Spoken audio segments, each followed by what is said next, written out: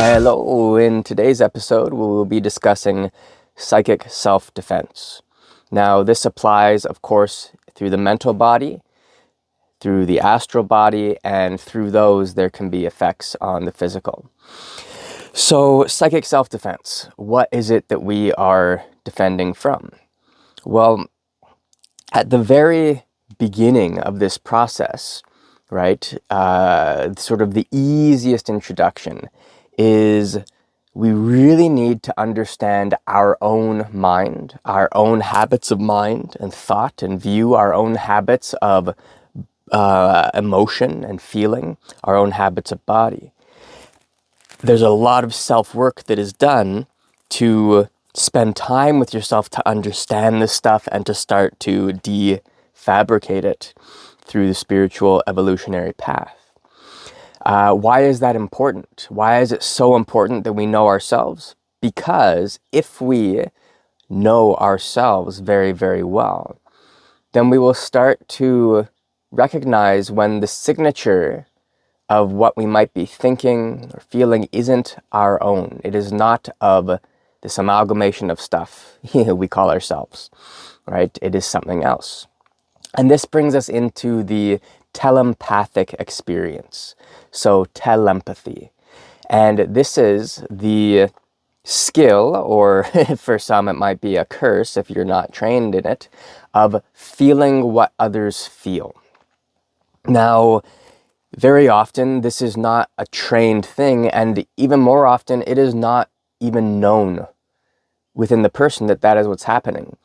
So if you are naturally more empathic or innately telepathic, what you start to notice, well, before you start to notice it, you are essentially at the mercy of your environment, at the mercy of the people, your environment, the emotions that are in your environment, the thoughts that are in your environment.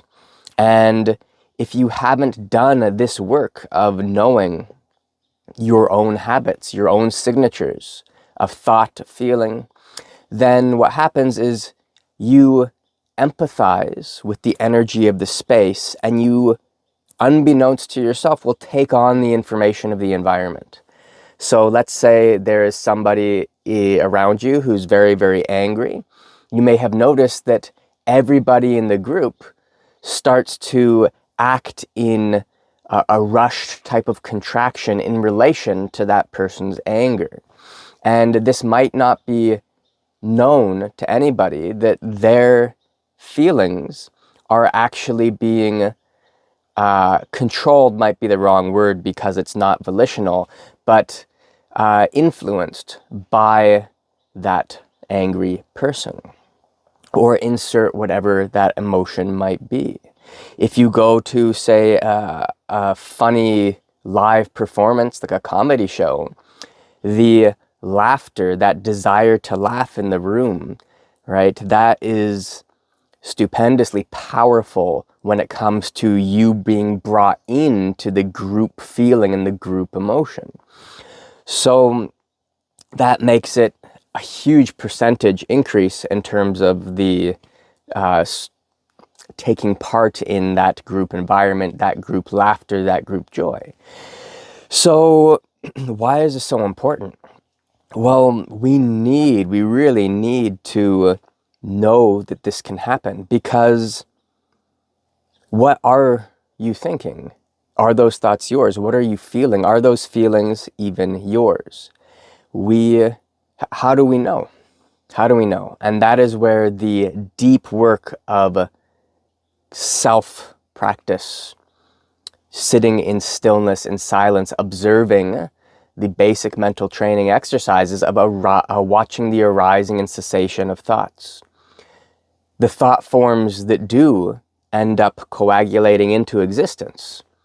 What are the habits of those, right? Not just so that we can know when our thoughts might not be our own, but so we can also begin to understand ourselves better and evolve. Same with our feelings.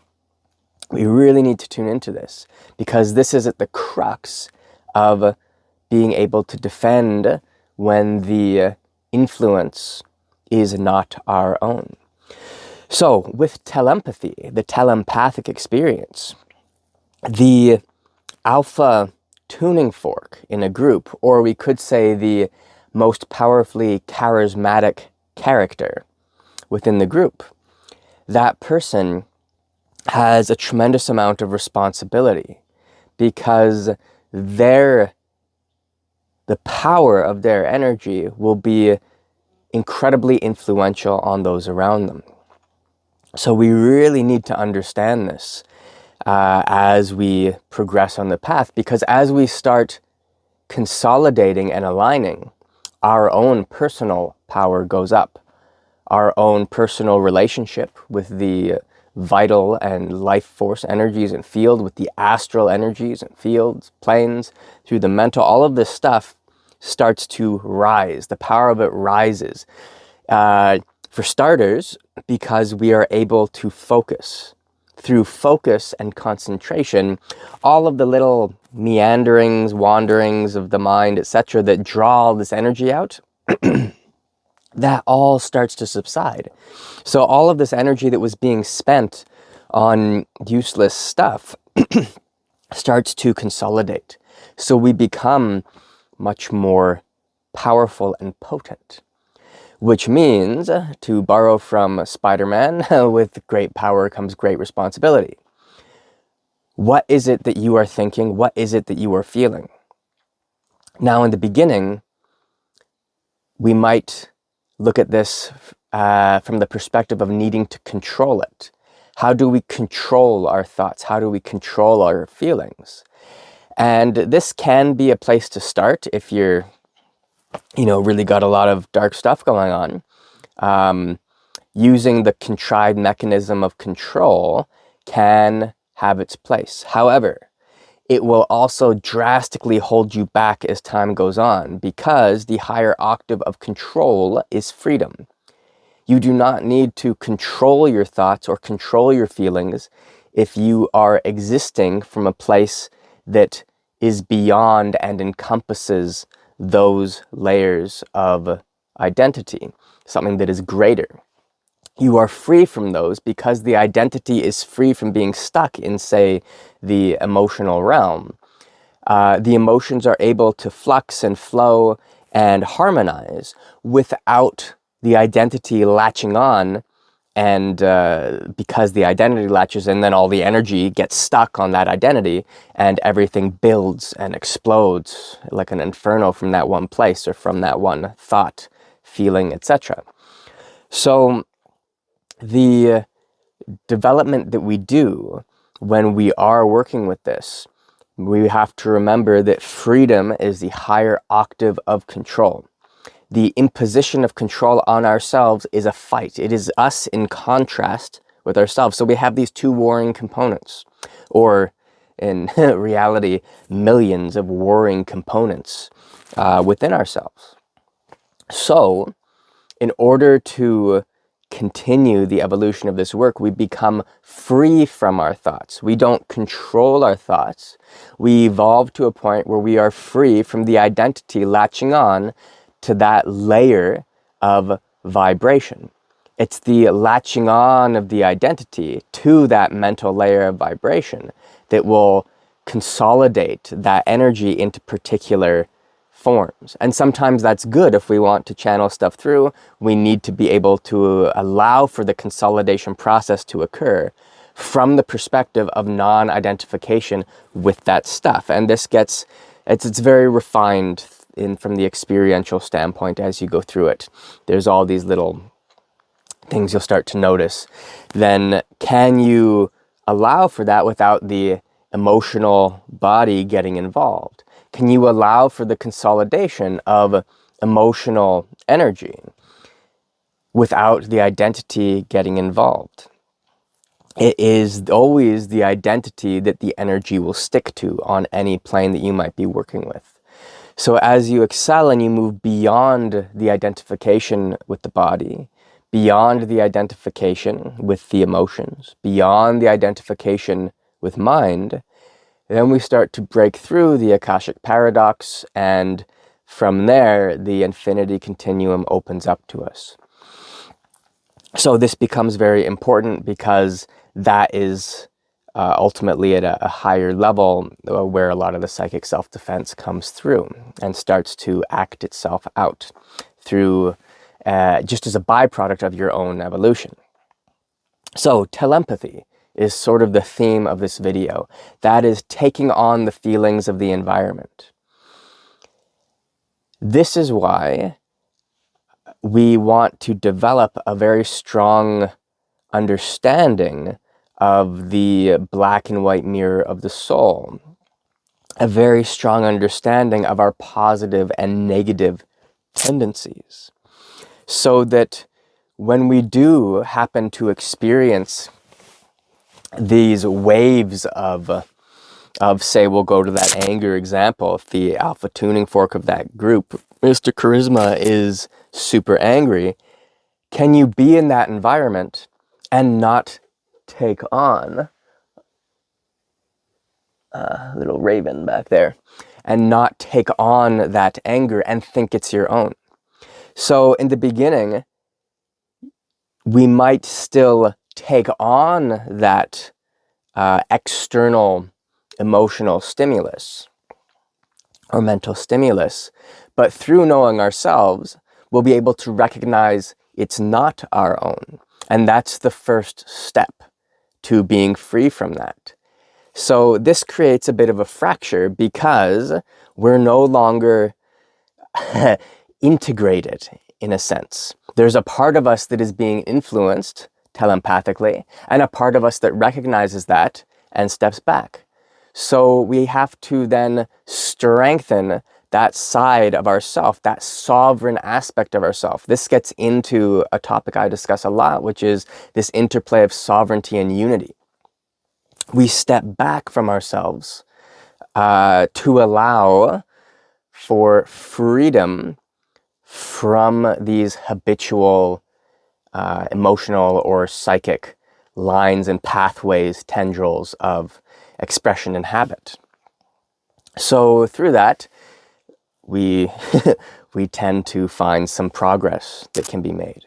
Okay, so you end up stepping back. This allows you for freedom, but allows freedom to come in, but we are still at war.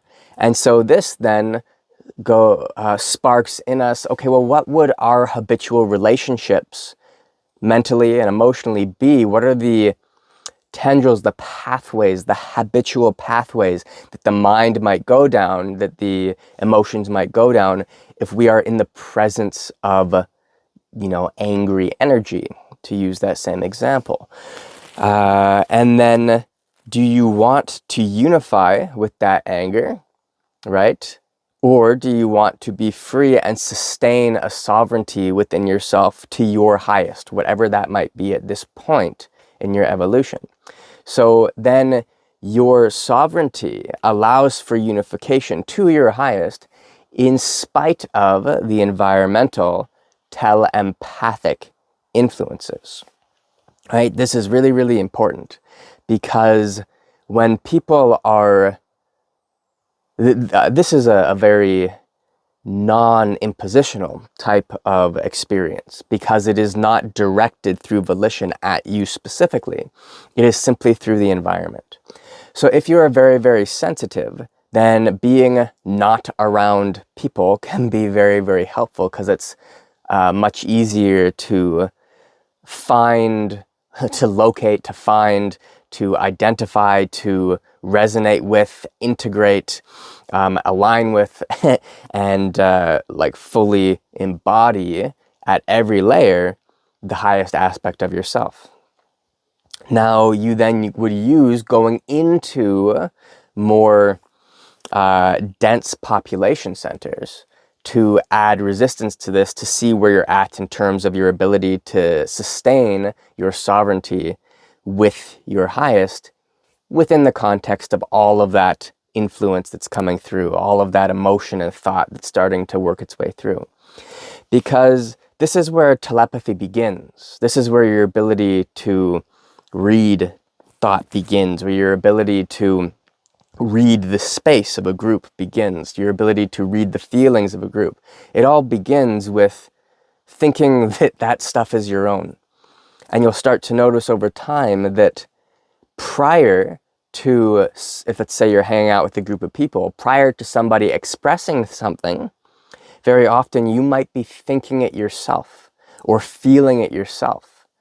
And you go, okay, well, what is this at a local level, like a small group, collective group consciousness, and how does that collective group consciousness expand out in terms of the greater group, and how your thoughts and emotions might be influenced by the local tiny groups, say your family, then the bigger groups of your small communities you engage with, then the bigger communities of the neighborhood, and on and on and on. What are the habits of mind of the collective? What are the habits of feeling of the collective?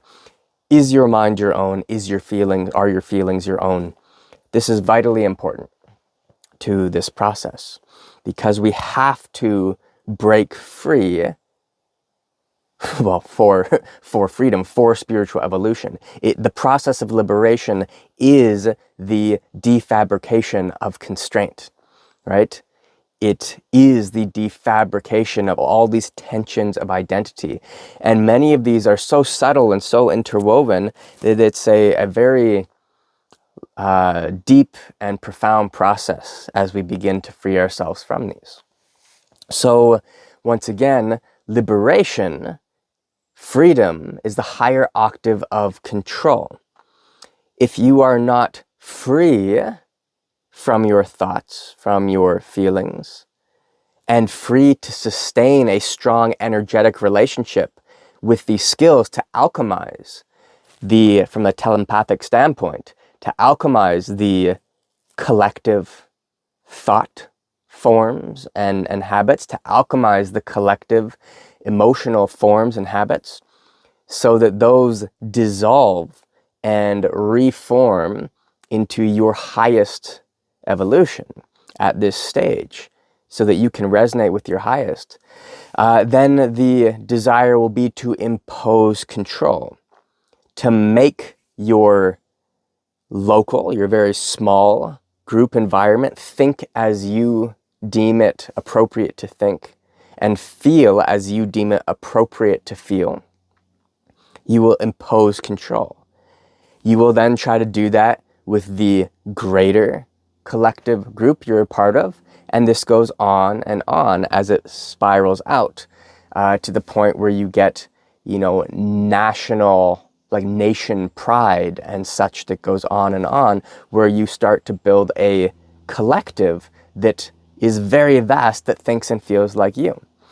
And this is incredibly relaxing, because then you don't really have to alchemize much, because the collective is in resonance with you, you're in resonance with the collective, and the collective is then doing what you think is the best thing for it to do. So, sovereignty and unity.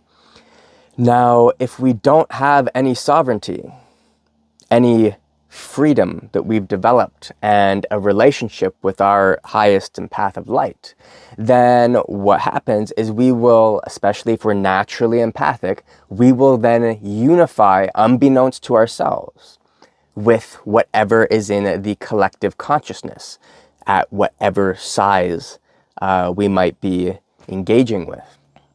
And then we are very literally, we are a puppet for that expression, that animus, the animus of that collective group, that collective consciousness to animate us and work through us. We become a puppet. So we really want to consider, what aspects of the collective mind have their hands up our butt and are moving our mouths around, moving our thoughts around, moving our feelings around, right? Is what you feel and think your own. We have to come back to this. Through the liberative process, through finding greater and greater resonance with your path of light, this becomes the guiding mechanism for your sovereignty to unify with, for you to unify with your sovereign relationship with that path of light, with your highest. Then what comes into your field, depending on what type of energy that you are working with, what types of beings you might be working with, on and on and on. The telepathic aspect of this, that energy that comes into your field and starts to manipulate your mind and your emotions, that energy, because it is more dense than what exists here, because it's more dense, it will defabricate and start to naturally alchemize and be alchemized or transformed into resonance with your own light. And the tendrils that spider out from that into the sources of that, there is an effect there, right? So anyone who's done psychic self-defense training with me that is in, it's baked into the courses that I run. So we do it in the level 1, the level 2. We work it from many different perspectives. This becomes a byproduct of your own, the strength of your relationship with your highest. Okay, now this might be working through spheric magic and working with beings or the spheric energy, different spheres. This might be through more, we might say like religious-esque type of aspects. There's of course different ethoses that get worked into those, which can be tricky. But whatever it is, the strength of your relationship to that, the strength of your own relationship with yourself. By that I mean the degree to which you understand and are familiar with your own self, the greater your awareness will be when something outside you is trying to contract and create these cohesions of particular thought pathways, feeling pathways. Because the awareness is there, because the unification with some type of high order spheric energy, light, etc. is there, some type of deity is there. Because that union, that relationship has been strengthened and worked on so much, your sovereignty to sustain that, your freedom to sustain that relationship in the presence of these impositions of mind, feeling, etc. will be very strong. That stuff will come in, it will dissolve from its relationship with you, and that dissolution will start to ride those tendrils back to their sources over, well, immediately, and then also across time. So as such, your path of ascension, your path of spiritual evolution, your personal dissolution into all that is, and your not tenacity, but your relationship with that, the devotion that you have to that path, becomes one and the same as your path of service. Because merely through being in as great an alignment and resonance yourself with your highest, evolution through that path of service and liberation starts to occur from you, starts to resonate out, just as a bell rings and that tone carries out. The tone that your own energetic bodies, etc., start to resonate on, and the permeation of that carries out. So the development of you is in and of itself an act of service. If you are in resonance with your highest, each and every meandering movement of mind is an act of service. Each and every feeling is an act of service. Likewise, each and every thought could also be a poison. Each and every feeling could also be a poison that you're reticulating out and reverberating out to the world around you. So, this is a basic introduction to psychic self-defense. The most common aspect of this, of course, being telempathy. What is in the environment around you? What is it you are thinking, you are feeling, is And are your thoughts and feelings, are they free from the environmental imposition? Or are they being strongly influenced by that environmental imposition?